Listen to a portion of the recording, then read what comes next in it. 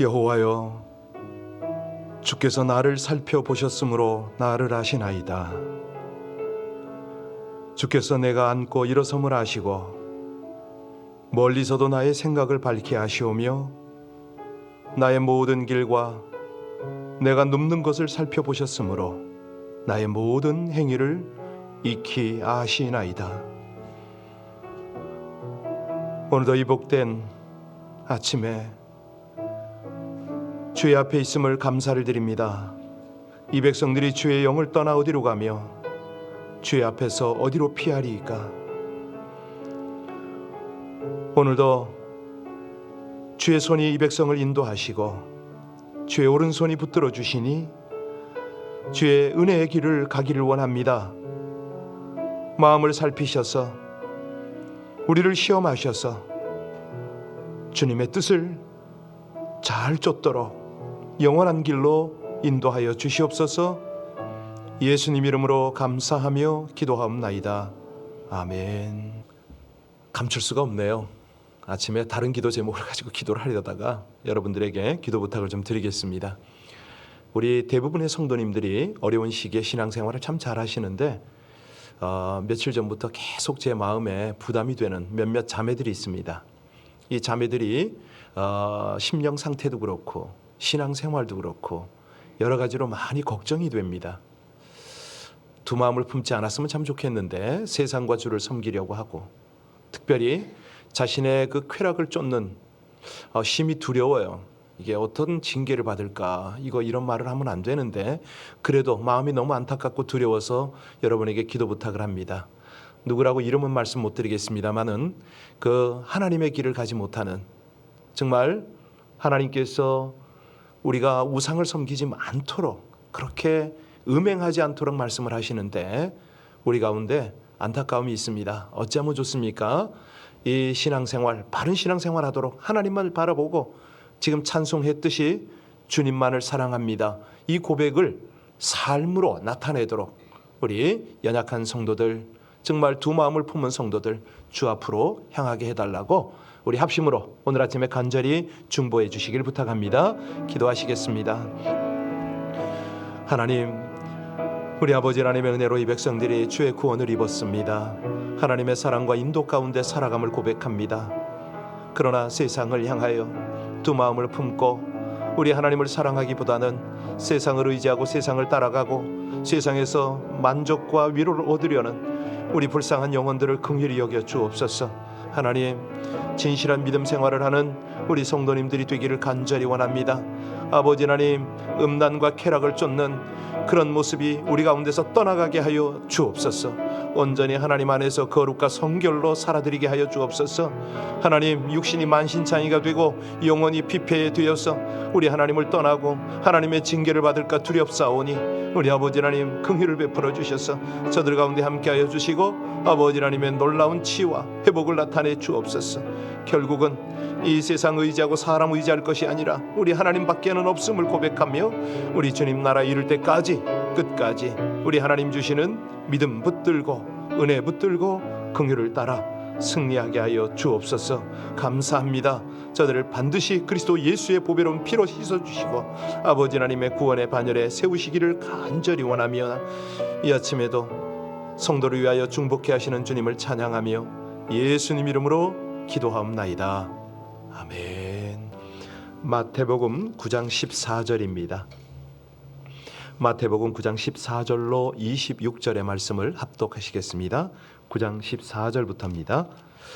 그때에 요한의 제자들이 예수께 나와 이르되 우리와 바리새인들은 금식하는데 어찌하여 당신의 제자들은 금식하지 아니하니이까? 예수께서 그들에게 이르시되 혼인집 손님들이 신랑과 함께 있을 동안에 슬퍼할 수 있느냐? 그러나 신랑을 빼앗길 날이 이르리니 그때는 금식할 것이니라. 생배 조각을 낡은 옷에 붙이는 자가 없나니 이는 기운 것이 그 옷을 당기어 헤어짐이 새 포도주를 낡은 가죽 부대에 넣지 아니하느니 그렇게 하면 부대가 터져 포도주도 쏟아지고 부대도 버리게 됨이라. 새 포도주는 새 포도에 넣어야 둘이 다 보존되느니라. 예수께서 이 말씀을 하실 때에 한 관리가 와서 점하여 이르되 내 딸이 방금 죽었사오나 오셔서 그 몸에 손을 얹어 주소서. 그리하면 살겠나이다 하니 예수께서 일어나 따라가시매 제자들도 가더니 12해 동안이나 혈루증으로 앓는 여자가 예수의 뒤로 와서 그 겉옷가를 만지니 이는 제 마음에 그 겉옷만 만져도 구원을 받겠다 함이라. 예수께서 돌이켜 그를 보시며 이르시되 따라 안심하라 내 믿음이 너를 구원하였다 하시니 여자가 그 즉시 구원을 받으니라. 예수께서 그 관리의 집에 가사 피리 부는 자들과 떠드는 무리를 보시고 이르시되 물러가라 이 소녀가 죽은 것이 아니라 잔다 하시니 그들이 비웃더라. 무리를 내보낸 후에 예수께서 들어가사 소녀의 손을 잡으심에 일어나는지라. 그 소문이 그 온 땅에 퍼지더라. 아멘. 이 마태복음을 가만히 보면 참 이제 본격적으로 우리가 비유를 보고 있지 않습니까? 14절로 17절 여기 보면은 두 개의 비유가 있습니다. 생배 조각 낡은 옷 비유, 또 하나는 포도주와 부대 이 비유잖아요. 예수님이 비유를 말씀하는 동기가 뭐냐? 여기 요한의 제자들이 왔다고 그랬죠? 그 제자들이 지금 뭐라고 그랬습니까? 우린 다 금식을 하는데 어찌하여 당신 제자는 금식하지 않느냐? 이 질문했기 때문이죠. 사실 이 금식은 유대교에서 굉장히 중요한 의식입니다. 경건한 유대인이라면 일주일 중에 목요일과 월요일에 2번씩 금식을 했어요. 이것은 모세가 계명을 받으러 산에 올라간 날 그리고 계명을 받고 내려온 날을 기념하기 위해서죠. 네. 자, 이 질문이 그 전통 유대인들에게는 심각한 질문이에요. 왜 이렇게 먹기를 탐하냐고, 금식 좀 하면 안 되냐고, 우리의 관례를 왜 깨뜨리냐 이 말이죠. 그랬더니 예수님이 지금 뭐라고 그러시냐면 혼인집의 손님들이 신랑과 함께 있을 때 슬퍼할 수가 있느냐 이렇게 말씀합니다. 여러분 이해가 되세요? 쉽게 설명하면 한참 지금 잔치 중인데 잔치가 진행되는데 아니 그 자리에서 먹고 즐기지는 못할 망정 금식하고 슬픈 얼굴 띄면 그게 맞냐 이거예요. 그리고 자신 스스로를 잔치집의 신랑이다 이렇게 비유를 하시잖아요. 우리 같이 14절 15절 같이 읽겠습니다. 그때의 요한의 제자들이 예수께 나와 이르되 우리와 바리새인들은 금식하는데 어찌하여 당신의 제자들은 금식하지 아니하나이까? 예수께서 그들에게 이르시되 혼인집 손님들이 신랑과 함께 있을 동안에 실패할 수 있느냐?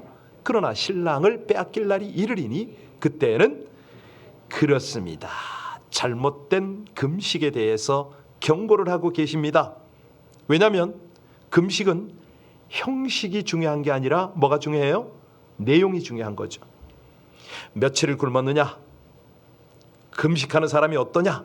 그것보다 더 중요한 것은 금식하는 사람의 진심이 뭐냐 이거예요. 하나님 앞에 어떤 모습으로 나가가느냐 이게 더 중요하다는 거죠. 자, 여기 요한의 제자들이 뭐라고 그랬다고요? 예수의 제자들이 왜 우리와 같은 방식으로 금식하지 않느냐 이걸 탓했다고 그랬잖아요. 무슨 소리냐면 우리가 금식하는데 넌 왜 안 하냐 이거죠. 내가 아픈데 아니 너는 왜 아프냐 안 아프냐 이런 말 아니에요? 내가 이 약을 먹는데 너 왜 안 먹어 이거죠. 내가 말이야 요즘 같으면 그런 겁니다. 내가 이렇게 하는데 넌 왜 이렇게 안 해? 정말 조심하라는 겁니다. 왜? 우리 하나님은 사람을 다 각각 다르게 만드셨잖아요. 모든 사람은 하나님의 작품입니다. 하나님이 만족하셔서 그렇게 만드신 거예요. 그런데 이 사람들이 모인 곳이 바로 교회 아니겠습니까? 각 사람이 각 모양으로 하나를 이루는 데가 바로 주님의 교회입니다. 같을 수가 없어요. 이런 어떤 하나님의 작품의 다양성, 하나님 역사의 다양성 이런 것들을 이 제자들이 요한의 제자들이 알 길이 없죠. 그들은 내가 생각하고 내가 경험한 게 다다 이거예요. 이거 아니면 틀렸다. 이걸 우리는 편협이라고 그러잖아요. 치우칠 편, 좁을 협 뭐 이런 거죠. 한쪽으로 치우쳤다 이거예요. 좁은 눈으로 바라본다는 거죠. 내 방식 그대로 하라 이거예요. 막 고집을 부리는 거예요. 그런데 이제 그렇게 되면 결국은 교만과 오만에 빠지게 되잖아요. 하나님 이걸 참 싫어하시죠. 왜? 네가 하나님이냐 이거예요. 네가 하나님처럼 생각하고 판단하고 정죄하고 네가 이거 잘못 저지를 수 있으니 그러면 안 되지. 그래서 17절 말씀을 하십니다. 우리 17절 말씀 같이 봉독합니다. 새 포도주를 낡은 가죽 부대에 넣지 아니하나니 그렇게 하면 부대가 터져 포도주도 쏟아지고 부대도 버리게 됨이라. 새 포도주는 새 부대에 넣어야 둘이 다 보존되느니라. 이 새 포도주라는 말은 새로 만든 이런 뜻이 있죠. 새 부대라는 것은 새로운 뜻도 있지만 새로워진, 이렇게 우리가 이해를 하면 좋겠습니다. 우리가 잘 알듯이 술이 발효를 하면 어떻게 됩니까? 이 부대가 팽창해져서 터질 위험이 있잖아요. 그래서 이제 새 가죽 부대를 쓰는데 새 부대로 새로 만들었다는 의미도 있지만 새롭게 되었다, 변화되었다, 달라졌다, 이런 의미가 더 강합니다. 여러분 그렇지 않나요? 우리 마음이 그렇잖아요. 예전에 예수 안 믿을 때와 지금은 다르잖아요. 우리가 새 부대를 가지고 있어요. 우리 마음의 그릇이 달라졌어요. 영적인 상태가 달라졌어요. 예수님이 지금 그걸 교훈하고 계시는 거거든요. 새 포도주는 새 부대에 담아야 된다. 이 귀한 교훈을 말씀하고 계실 때에 이제 예화가 펼쳐집니다. 이제 상황이 어떻게 전개되느냐? 한 사람이 찾아왔어요. 아주 급하게 달려왔어요. 그리고 좀 같이 가자고. 그러니까 요한의 제자들에게 예수님께서 excuse me 하고 그냥 이 사람을 따라가셔요. 더 이상 토론하지 않아. 대화가 안 되니까요. 자, 이 사람이 누군지 아세요? 자, 18절 같이 봉독하시겠습니다.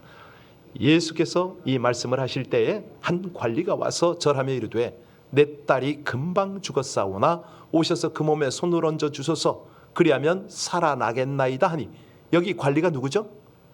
회당장 야이로입니다. 어떻게 아냐고요? 마가복음 누가복음에 이게 나오거든요. 회당장 야이로는 바리새인이고 마태가 지금 뭐라고 그랬냐면 관리라 이렇게 표현할 만큼 지도층이 있는 사람이에요. 그의 동료들은 다 바리새인이죠. 그러니까 예수님과 별로 사이가 안 좋아요. 이 회당장이라는 지위, 높은 지위에 있는 사람이 동료들로부터 왕따 당할 거를 지금 각오하고 예수라는 새파란 젊은이 앞에 와서 절을 했다. 간절히 매달리고 부탁할 만큼 절박한 사정이 있었다. 그 사정이 뭐였죠? 바로 딸의 죽음이었습니다. 이 딸이 죽었다는 거 아닙니까? 지금 딸이 죽는데 체면 지키고 앉아있을 비정한 아빠가 얼마나 있습니까? 내가 회당장 자리에서 물러앉는 한이 있어도 딸은 살려야겠다. 이게 더 중요한 일 아니겠어요? 자, 사실 어떤 여건과 상황을 종합하면 이 회당장이 예수 앞에 나와서 정말 무릎을 꿇게 되었을 확률은 굉장히 낮아요. 여기서 이제 우리 주님께서 우리에게 주시는 메시지가 뭐죠? 깨달아야 되는데요. 그게 뭐냐면 우리에게 고난과 슬픔이 왜 생기는지 명쾌하게 우리가 설명할 수는 없어요. 그런데 분명한 건 뭐냐면 우리를 그 고난과 슬픔들이 주님께로 인도한다는 거죠. 회당장을 보면서 우리는 그걸 깨닫잖아요. 회당장이 이 어려움을 통해서 예수님께 나왔다 이거예요. 우리가 그렇다는 거예요. 어려움도 없고 괴로운 일이 없다면 우리가 하나님 앞에 나와서 쉽게 엎드리겠냐 이거예요. 이거 잘 안 되거든요. 우리가 어떻게 하나님 앞에 나와서 간절하게 도움을 사모하겠어요?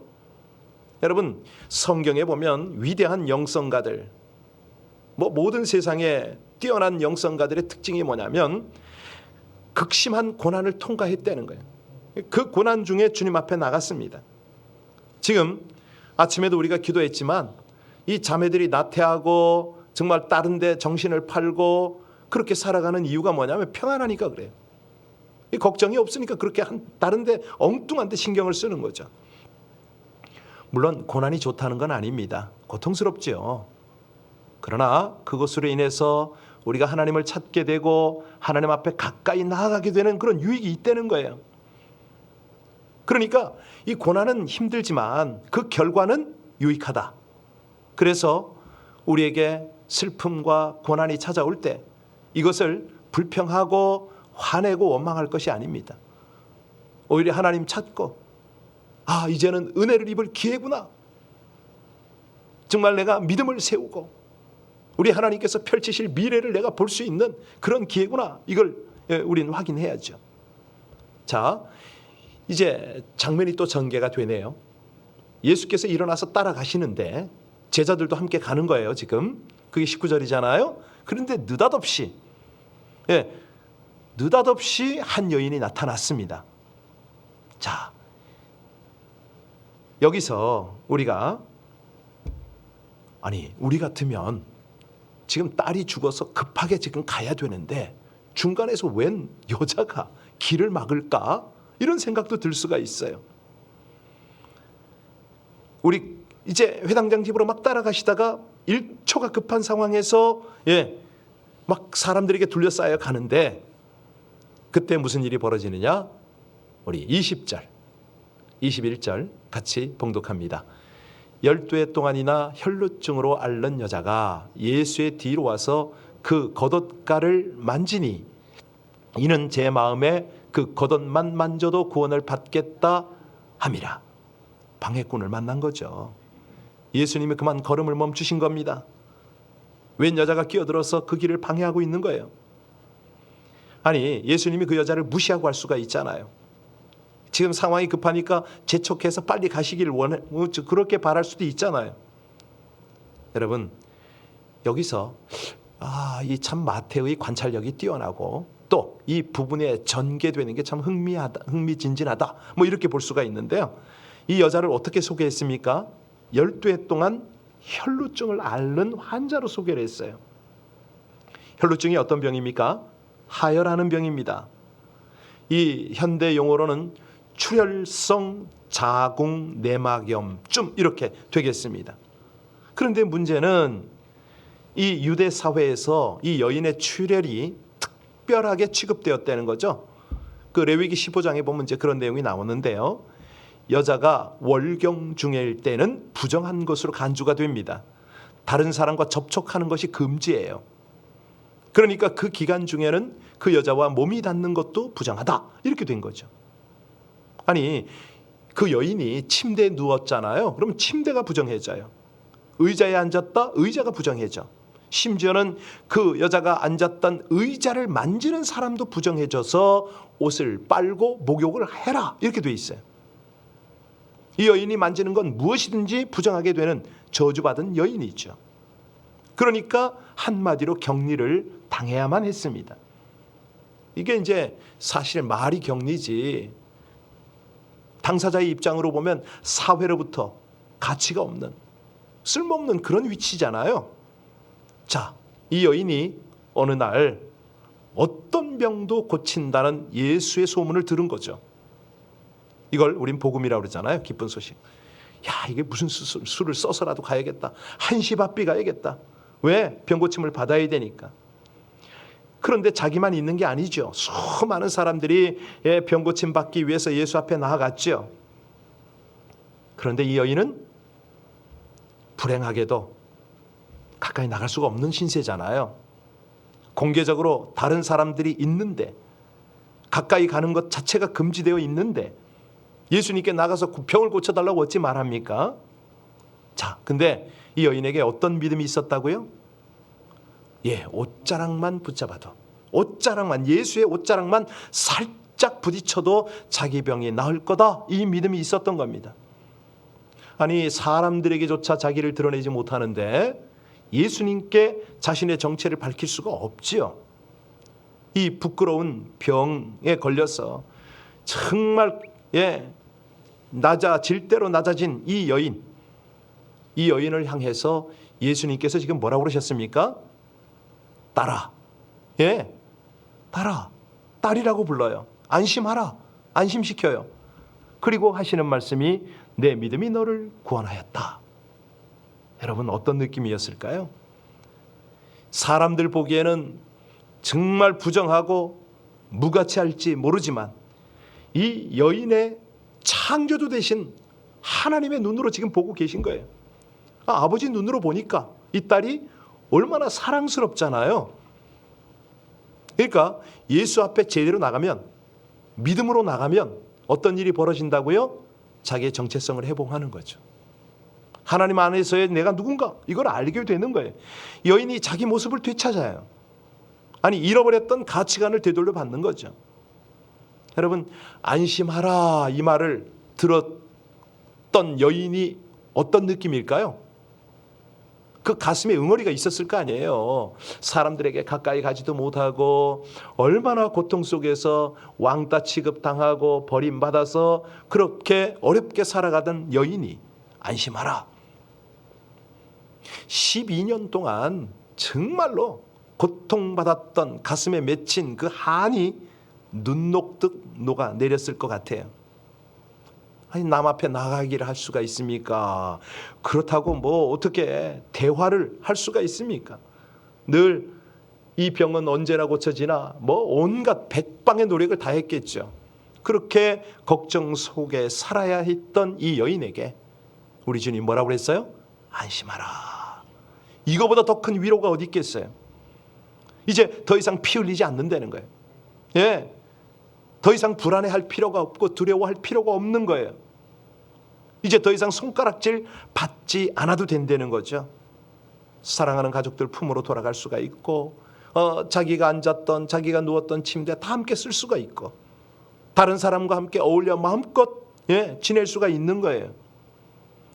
여기 가만히 이 본문을 보면요, 어떤 느낌이 드냐면, 우리 예수님은 육신과 영혼, 그러니까 건강 회복과 영혼의 구원을 분리해서 말씀하시지 않습니다. 자, 우리 같이 23절부터 24절 같이 봉독합니다.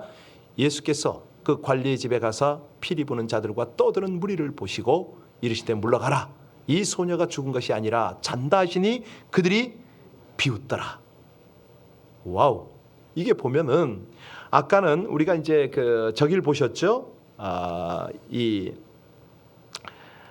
누굽니까? 회당장을 봤어요. 회당장. 예. 딸을 살려달라고 요청을 하고 예수님이 즉시 수락하시니까 따라 나서고 뭐 이런 장면을 봤잖아요. 아니, 지금 예수님으로 하여금 이 회당장의 부탁을 거절할 수 없게 하는 중요한 이유가 뭐였죠? 여러분, 오늘 이거 놓치시면 안 되는데, 우리 예수님이 가장 약한 부분이 있으세요. 가장 약한 부분이 뭐죠? 우리들의 믿음입니다. 우리들의 믿음을 보면 주님은 꼼짝 못하세요. 하나님은요, 우리가 믿음을 보여드릴 때 가장 기뻐하시잖아요. 예수님은요, 우리가 믿음을 드리고 주님께 부탁을 하면 주님은 거절을 못하세요. 우리가 보이지 않는 것을 보는 것처럼 믿고 주님 앞에, 지금 회당장은 딸이 죽었는데도 불구하고 당신께서 우리 딸에게 손만 올리면 낫겠다고 그러잖아요. 오늘 회당장의 고백을 아까 보셨죠? 자, 그 회당장의 고백을 다시 한번 돌아가서 우리 한번 볼까요? 18절입니다. 18절. 다시 한번 18절 우리 함께 봉독합니다. 예수께서 이 말씀을 하실 때에 한 관리가 와서 절하며 이르되 내 딸이 방금 죽었사오나 오셔서 그 몸에 손을 얹어 주소서. 그리하면 바로 이거예요. 우리 예수님이요, 이런 믿음에는 꼼짝 못 하신다니까요. 죽어도 살리겠나이다. 예, 기가 막히죠. 회당장이 절을 했잖아요. 이 젊은이에게. 이 젊은이가 손만 얹으면 자기 딸이 살겠다는 거예요. 그러니까 오늘 본문을 보면 12의 혈루증을 앓은 여인이나 회당장의 공통된 믿음이 뭐예요? 보이지 않는 것을 보는 것처럼 믿은 거죠. 제대로 된 믿음이에요. 온전한 믿음이에요. 그랬더니 예수님께서는 그들을 구원하시는데, 건강뿐만 아닙니다.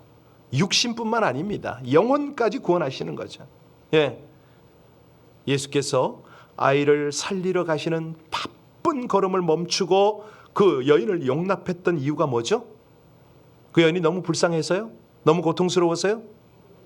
예, 아니 율법의 사슬에 매여서 파괴당하고 있는 여인을, 그 삶을 회복시키기 위해서요? 예, 다 그럴 수도 있어요. 그런데 우리가 여기서 놓치지 않아야 될 것이 뭐냐면 회당장과 여인의 믿음인 겁니다. 믿음.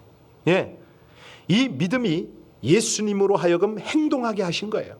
움직이게 한 거예요. 예, 그러니까 오늘 아침도 우리가 바로 그 믿음을 주님 앞에 보여드려야 되겠습니다. 여러분, 예수님 앞에 내어놓을 여러분의 믿음은 어떤 겁니까?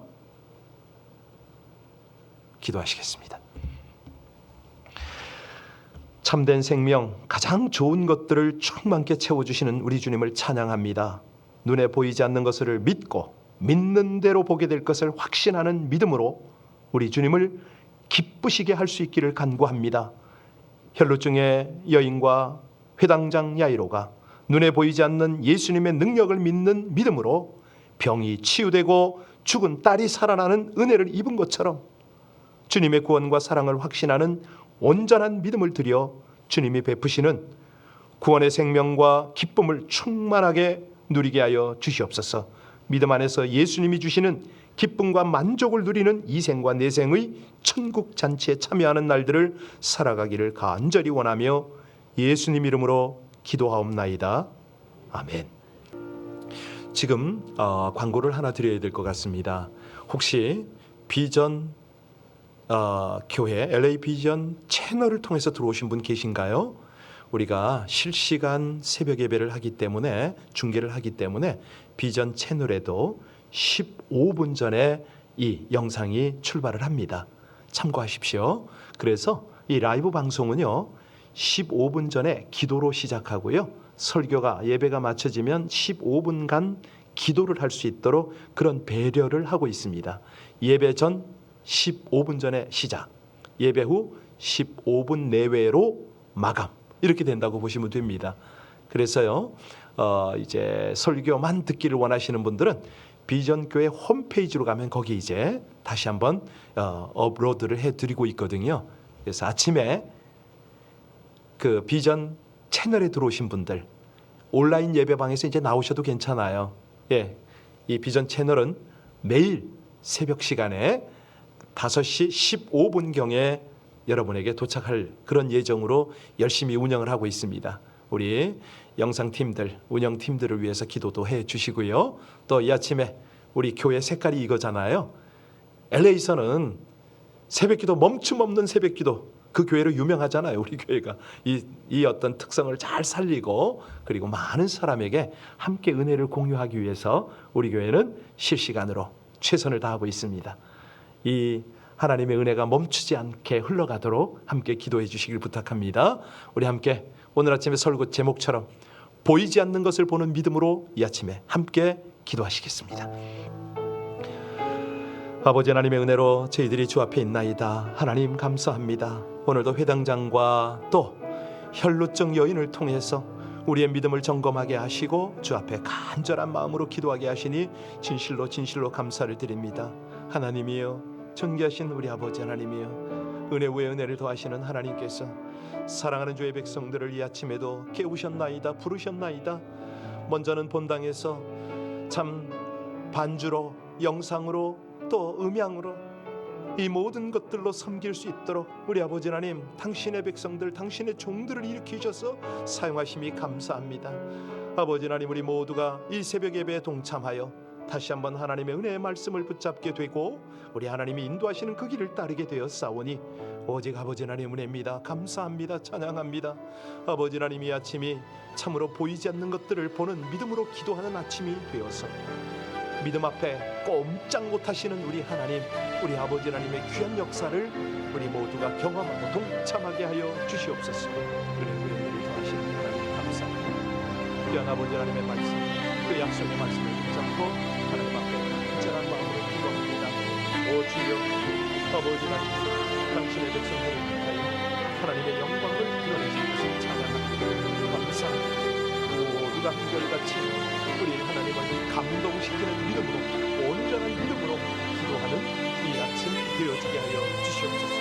주여, 아버지 하나님, 우리의 레이킹전 교회가 이 지역을 깨울 뿐만 아니라 아버지 하나님 온 세상의 새벽을 깨우며 함께 우리 주님 보좌 앞에 나가기를 원하오니 주여, 아버지 하나님, 우리의 기도, 우리의 예배를 받으셔서 하나님의 놀라운 역사를 이루시옵소서.